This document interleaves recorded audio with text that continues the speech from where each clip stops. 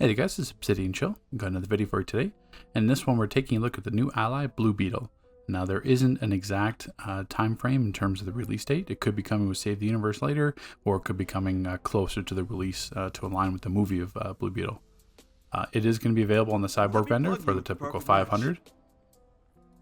And in terms of its brief overview, before we get into the spreadsheets and the passive comparisons, we have Aggressive Motivator.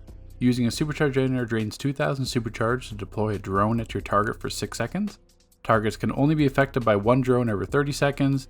Attacks against this target by you or group members restore the attacker's health, power, and supercharge by a small amount per hit for a maximum of 5 hits each. Does not stack with other drones. And then at rank 10, it'd be 3% health, 3% power, and 1% supercharge. And then we have Infiltrator mode. Activating a weapon buff resets your combo counter and increases the critical weapon attack chance for 12 seconds based on the current combo count. And at rank 10, a 30 hit combo would be 1% critical chance, 45 would be 2%, and a 60 plus would be 4%. So let's take a look at its damage ability. Hasta luego, or luego. Definitely Spanish, but butchering the pronunciation there. Let's take a look at its damage. We'll jump into the spreadsheets and then we'll take a look at the comparisons. So, as per usual, you can find the pinned comment with the timestamps for each relevant section.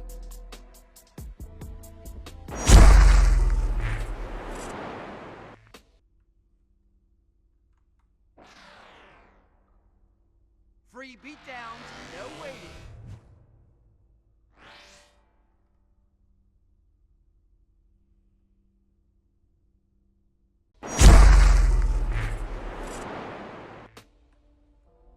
So to take a look at the damage aspect for Blue Beetle, they definitely put more of an emphasis on the damage component.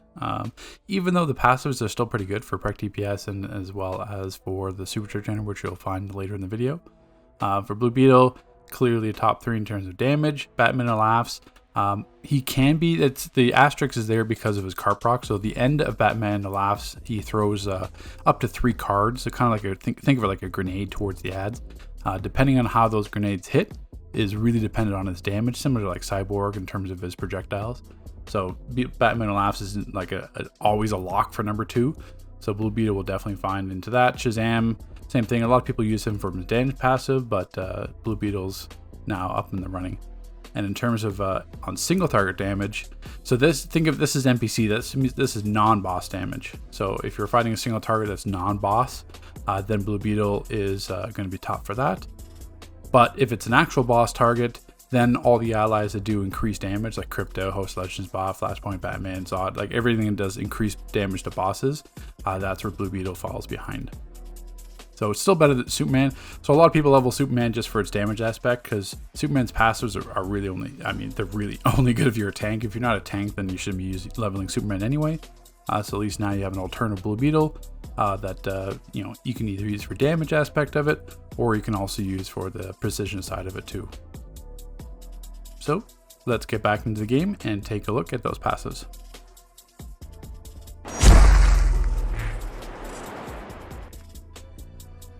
Okay, so taking a look at Blue Beetle's first passive, which is going to be Aggression Motivator.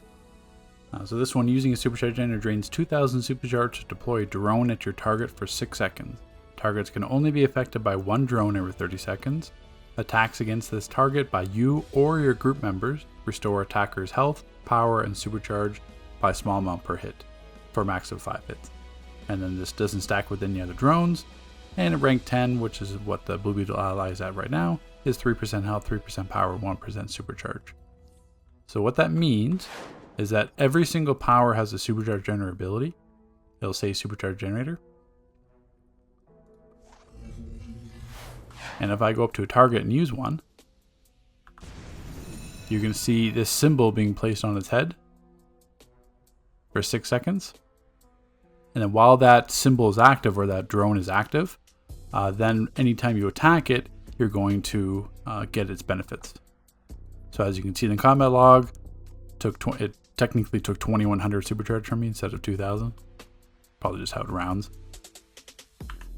There's no head mod for this. It does work with scrap, which I'll show in a moment, but I just want to kind of preview it first here. So the easiest way to see is this is going to be something that's going to be active in combat, so that you have to attack it or your group has to attack it as well. So just to kind of show this is here, we'll pop the supercharger generator, we'll start attacking. Okay, it's disappeared. Now if we go to our logs, you can see first I got healed by power. I'll show a better example of that in a moment, but you can see these 3 ticks here. So I got my initial supercharge regen from the generator for 157, and then you'll see here 105 supercharge, 105 supercharge, 105 supercharge. So we'll show another example here as well, just with that. So the kind of trick here, or the main drawback to this, is that you have to constantly be attacking. So say, for example, a member using this pops it, and you see that icon. Really, if you're not attacking already when that target's being attacked, then you're going to miss out on the maximum potential. Or if you start attacking, or you're going to have like slower attacks. So we'll pop this again. We'll go into pulse beam here, just so I'm constantly always attacking. And if we go back here, I'll probably up to 4. Yeah, so that time I hit 4. It says a maximum of 5 hits. I've never gotten 5 hits out of the supercharge generator. Maybe if you're like doing like a flare shot or kind of like an absorb piece, some kind of channel power that's all constantly hitting. But even channel powers like heat vision and like absorb heat or relentless anger, they're not constantly doing damage. It's usually like ticks every like half second or second. So it's really, to get the maximum value out of it, you have to be pretty much constantly attacking the entire 6 seconds, or not even attacking, constantly doing damage for those full 6 seconds. So to show a power example here, we're on the glitch sparking target, so I'm not going to get power return, and I've got E-bomb on, so we'll just build up some damage here, just to show you what the actual power ticks will look like. And it's based off a maximum of your power pool.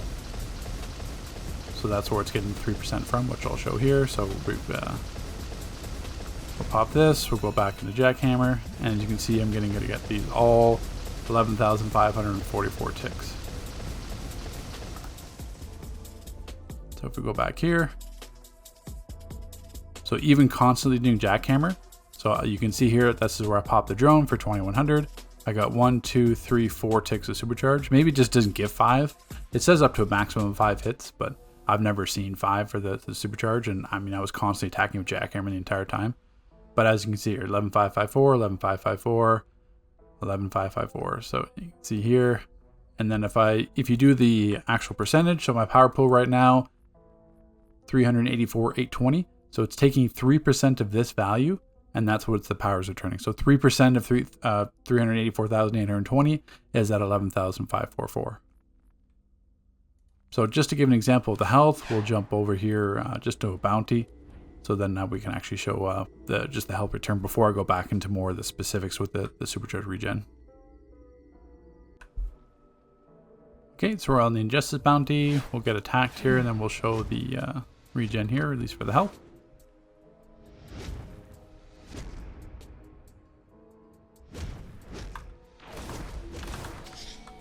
You cannot fight me. So as you can see, the health return ticks.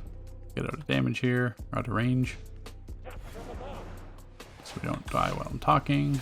That'd be inconvenient.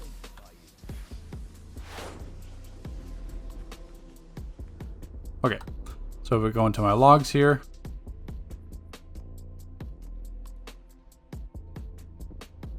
where did I pop it?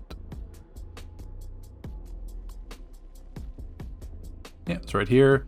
So then you can see the right here, aggressive motivator healed Femi for 11,544 power, and then the motivator healed Femi for myself for 14,929 health, and that was each time 14,992 health. So that's 1, 2, 3, 4 ticks on that as well.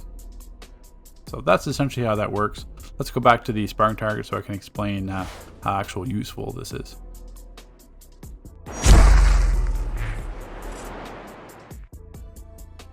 Okay, so just how useful is this actual passive with Blue Beetle for the supercharge generator? So really, to break this down, because it doesn't the drone actually doesn't do damage, it just basically restores stats. So it restores your health, power, and supercharge regen. There's no point for DPS to use this. There's no advantage. It doesn't stack with other drones. It doesn't do any damage. You're not getting enough regen yourself to use a supercharge, and you're costing yourself 2,000 supercharge. So really, there's no reason for DPS to use this. In terms of, is a controller going to use this? Well, if the controller uses it, then they're giving up. Yes, the controller can restore more supercharge regen to themselves over time compared to other roles, besides say like a healer using a 10k. But if a controller is going to use this to support the group, they certainly can, but then they're going to give up the power supercharge and group shielding. So if you're in a situation as a controller where the group doesn't need that power return, like say, but you say if you're powering a bunch of like gadgets DPS or gadgets perk DPS or like high power and users, that may not be as plausible with the, and also then it works a little bit easier because then if you're doing it like say like an art swap rotation with a controller, it doesn't really cost you an artifact slot because you're just using this as an ally, so it doesn't impact your rotations. You're still going to use that every 30 seconds. So yeah, it really comes down to the type of group and type of content you're running. A controller can certainly get away with it and buff. I mean, there's no reason for the buff to help the health reason. You get a little power return, a little bit of supercharge regen, so at least the controller can do that compared because they don't obviously have Eye of the Gemini work for them. So certainly plausible for a controller to use this. Just depends on the group really and the content, like I said. Healer, no point of a healer using this. If a healer is going to be focused on supercharged regen, then they're much better off using a 10k with Eye of the Gemini. I mean, unless you scrap your Eye of the Gemini during those changes, but I'll show that in a moment. So it really comes down to the role that I see this most being useful for is tanking. Tanking, you can get away with not using a supercharge. You don't get much regen anyway in terms of using Eye of the Gemini now for like dash attack or perfect poise anymore. There's tank builds that work with supercharge generators, especially Earth, Atomic, stuff like that, that at least there are juggles or knockdowns. And obviously for an Earth tank, unstoppable clip, so there's an advantage to that. So really, it doesn't hinder your loadout too much because you don't have to run a supercharge ability, you just have to run a supercharge generator. So it's not like you're hindering your loadout too much. So that's always possible as well. And then at least the tank, you're giving regen and power and health to the group as well. So how this works. So right now, just as an example to show this, I'm in tank stance. I got Eye of the Gemini. So just think of me being like a EOG healer. So I'm going to pop Meteor Storm, but I'm actually going to be in combat. So if I look at my log here, Eye of the Gemini, you're going to get 6 seconds of 10k. This is 10k regen. This is not without scrap. The reason why I'm not going to, I'll show you the effects of scrap, but there's no point of testing with scrap because scrap's going to, obviously you're going to get more regen out of the supercharge generator drone, but you're also going to get more EOG regen. So it kind of cancels each other out. So you see I got 6 ticks for 315. So with one 10k EOG, I gave 1890 supercharge regen back to the group. Now, if I was going to use this, pop this again. Now, if I'm going to use this as a supercharge generator, the same thing. We're going to pop it on sparring target and go right into jackhammer, so I can get those 4 ticks. Okay, so it ran out. So just an example here. So we popped it. We got the 157 back from the generator, and then 105 to the group, 105 to the group, 105 to the group, and 105 to the group. So that 4 times 105 gave me 420 EOG, like basically 420 supercharge regen to the group with one 2100 proc. So it would take 5 drones to equal one 10k SC regen with an EOG healer. And 5 drones would take that's 2.5 minutes because as you saw, it only works every 30 seconds and doesn't stack with other drones. So you got to wait for so even though unstoppable is every 6 seconds, I have to wait 30 seconds for the drone to proc again. So that's 2.5 minutes worth of cooldowns. So 2.5 minutes compared to a 10k supercharge which will be either 30 or 60 seconds depending on what the power ability is. And as you saw towards the regen, so I'm not going to count all the little 13s. Like it's certainly add up over time, but say, so if the 4 times 105 plus the 157 plus the 39 recovery, so I'm roughly getting between like 600 and maybe 700 regen back towards that 2100. So I used 2100 supercharge, but I only got 700 back in that 30 seconds. So eventually it's just going to be diminishing returns in terms of you're not going to be able to regen enough supercharge yourself. And the other thing is there's no head mod for the battle drone, for this drone. And you'll see here in a moment, I'll put scrap on just to kind of show you. Still got 10k again, so I'm going to put scrap on. Just so you can see. So scrap would have increased the regen returns. So it went to 132 instead of 105, went to 132. And I got 198 and 49 back. And the supercharge, the cost was a little bit less than 20 instead of 2100. It was 2078 because the cost reduction.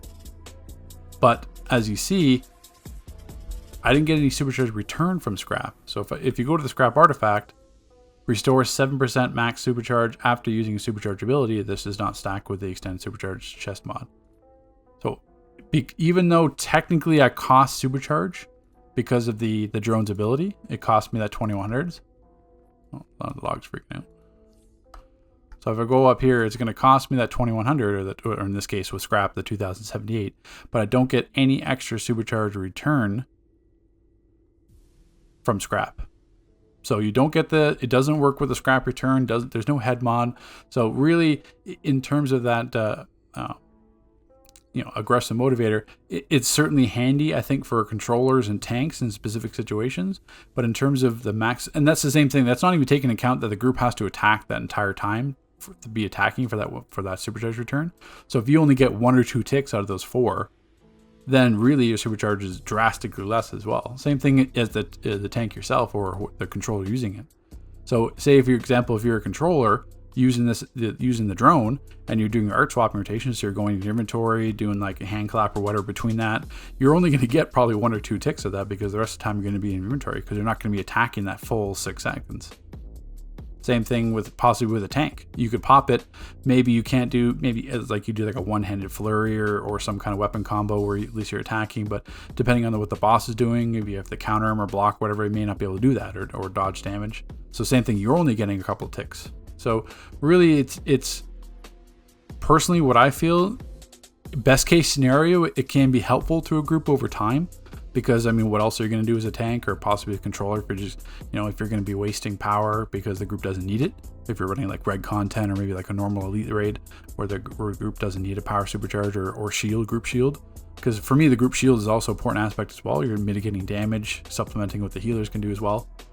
So really, best case scenario, there's certainly applications where I think it could do well. But really, there's a lot of drawbacks to it because you're not going to be being able to maximize it the entire time. Plus, as well, with the way the regen is in this game, with healers being able to use EOG, Black Adam, Scrap, Supercharger and everything else, healers are much better suited to give Supercharger regen back than Blue Beetle.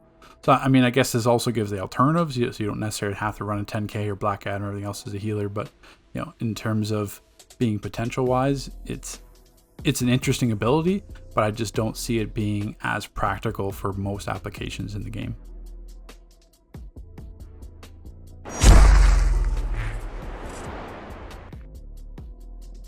Okay, so taking a look at Blue Beetle's second passive, which is going to be the precision focused one. We've got Infiltrator mode. Activating a weapon buff resets your combo counter, increases critical weapon attack chance for 12 seconds based on the current combo count. So at rank 10, 30 is 1%, 45 is 2%, and 60 plus is 4%. Now, I will mention they did update a second ally. So Batman is from the shadows. Upon entering combat, gives a percentage increase in might and prec for the first 6 instances of damage dealt. Reaching 60 on the combo counter refreshes from the shadows and resets the counter. At rank 10 is 5% precision. So with this ability, in the past, it used to be 100 combo counter, which obviously wasn't realistic for might or prec. At the very beginning, it was helpful, or when you got out of combat, so it worked okay in, like, say, hallways, because you're killing one set of ads. Then by the time you reach the second set of ads, it would activate again on the first 6 sets of damage. So technically, this can be used in conjunction with Blue Beetle, because the 60 plus hit counter is 4% critical, and it will reset at 60 plus. So as long as you reach that 60 counter when it resets on the weapon buff, then you'll get that 5% prec and 10% might from Batman as well. So that's the combo works for both. In terms of if you level Batman already, not a ton of reason to. It's a legendary, it's very expensive. You get collections revealed, but I mean, they got those detectors, which you can get from like the Fate vendor as well. So that's, I mean, technically, yeah, you don't have to buy it then or waste resources, but there's not as often that comes into play unless you're like a newer player that needs defeat still. The Batman's damage is kind of subpar compared to the rest, and obviously this shadow counter. So really, if you're trying to be like, you know, that maximized perk DPS and have to get level Batman and Blue Beetle, that is a very expensive proposition for, but just letting you know that they did change that as well. So how this works is, we can kind of show this on AOE a little bit better. Now we'll just do a single target. So technically depending on when I hit my weapon buff, is going to be, so basically the goal is to reach at least 30 before you use your weapon buff. So weapon buff for precision DPS is going to be a 12-second cooldown. However, the buff itself lasts 20. So say if I hit Bloodlust, it's going to be, the Bloodlust ability is going to be a 12-second cooldown. But if I go to my current effects here, the actual buff itself lasts 20 seconds. So it's up to you. So, I mean, you could technically throw off the rotation a bit, but you have technically 20 seconds to still keep your increased prec to get these combo counts. But at the same time, depending if you're using, like, say, for example, like Tornado Pull or another power, you may lose the overall damage because then you're not clipping it at every 12 seconds. Or if you're using an ability like Phase Dodge, then if you wait to the 16.5 seconds to clip everything with Phase Dodge again, that buys you an extra 4 seconds, but then that's 4 seconds less of Tornado Pull. So for myself, I mean, you guys all know that I'm not Prec DPS, so in terms of, you guys would know a lot better than me how overall that's going to impact your damage if you don't clip on the 12 seconds and you Phase Dodge every other time or use Phase Dodge altogether. But here, the purpose of this example is just to show you how it works rather than not how to maximize it.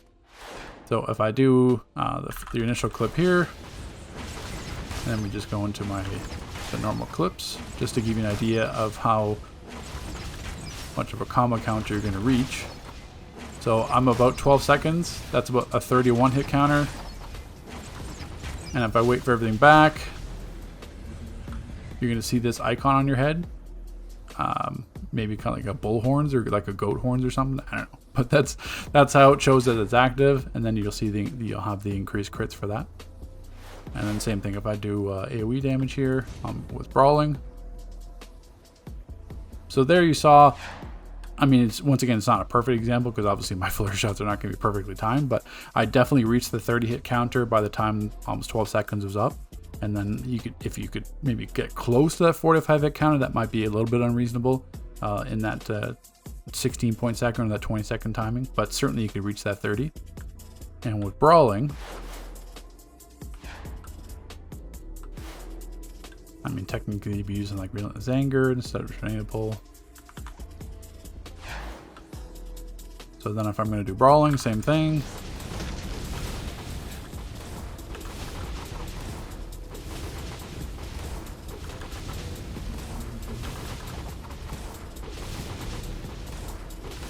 So that's about a 50 at the 12 second mark.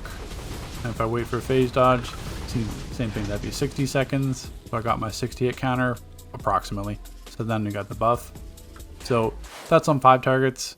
So same thing, that's ideally what you're aiming to do. You can also combine that with Batman. So you would have both abilities from the shadows if you wanted to maximize that in terms of your precision or hit counters. So that's all it is. Your goal is to reach at least one of those bracketeers within the 12 seconds or the 16.5 seconds or the 20 seconds, depending on how you're going to clip. So if this is going to be useful, the main difference you have to look at is if you're a DPS, not even if you're just a Prec DPS, but if you're a DPS in general, ideally the ones you're looking at before were static in terms of using a supercharge would increase your criticals.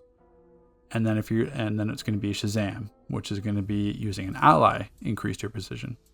So that's the same thing. So obviously you're going to have your ally every 90 seconds. So that's more realistic. You're going to have Shazam usage. Static is going to be a lot to be dependent on if you're how much regen you're going to regen yourself. Like say like Electric Prec would be a little bit better suited for this because they can earn supercharge faster. If you got like a multiple healer with using 10Ks in the group. So it really depends. So if you're always using your supercharge, always using your ally, then the combination of static and Shazam that you may already have for DPS, there's a good chance where this is going to be more beneficial for you overall. because you're still gonna get the greater, because you're gonna be using a 5K, so you're gonna have the 6% critical chance, where Blue Beetle was only 4% at 60. And really, realistically, you're not gonna get higher than 60 unless there's like a dog pile of ads, and you're certainly not gonna get 60 plus on a single target. So I know that my flurry shot sucks, but there's no way that you're gonna get an extra 30 hits, because I was around 30 to 40 in that 12-second, 16-second window. There's no way you're getting 60 plus hits. Maybe with like gadgets and stealth loadouts and everything else, but that's not going to be as practical. So that's 4% critical, but with static, you got 6% by using a 5K. And you also get critical ability. With Blue Beetle, you only get a critical attack chance. So that's the trade-off. So it's either going to be Shazam and static, or you're going to be using Blue Beetle and Batman. I think overall, static and Shazam, personally myself, is more beneficial. But it all depends on the situation. If you're not getting supercharged, then obviously static is useless because you're not getting anything out from them. And if you're Shazam, at least you're getting that ally, but then that's only straight prec, 3%. So that's basically the same that's greater than a 45 hit combo.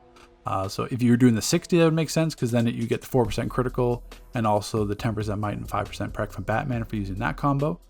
So it all depends what you're looking to do, how much you're looking to spend, because obviously you may already have Shazam and static because they work for prec, they work for might, they're great for electric. But Blue Beetle and Batman, obviously Blue Beetle is going to be new, so that's going to be 300,000 ally favor and all the catalysts. You may not level Batman because Batman's pretty useless before, so that's another 300,000, so that's 600,000 and all the catalysts to level those two for a new prec combo. Where static and Shazam, most likely for endgame prec DPS, they would want to maximize their DPS anyway. That combo most likely is going to be greater. So realistically, if you got access to test server in your prec DPS, definitely try out that combo.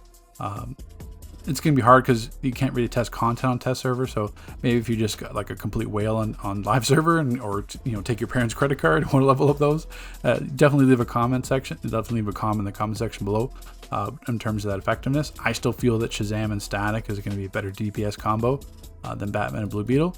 But in terms of Blue Beetle, it's not bad to level because obviously you may be using his aggressive motivator. His base damage is okay as well. So that's more realistic, where you could use Infiltrator modes or prec DPS and then combine him maybe with Shazam. So then you wouldn't have to worry about Batman. You could just do it like a Shazam, a Blue Beetle combo. That's another possibility as well for prec DPS. So it's certainly something to explore. It definitely is beneficial. You can certainly reach at least the tiers on single target and AOE, but a lot of it's going to be dependent on content, how much ads you had for AOE. So take care, guys. Thanks for watching, and we'll see you in the next video.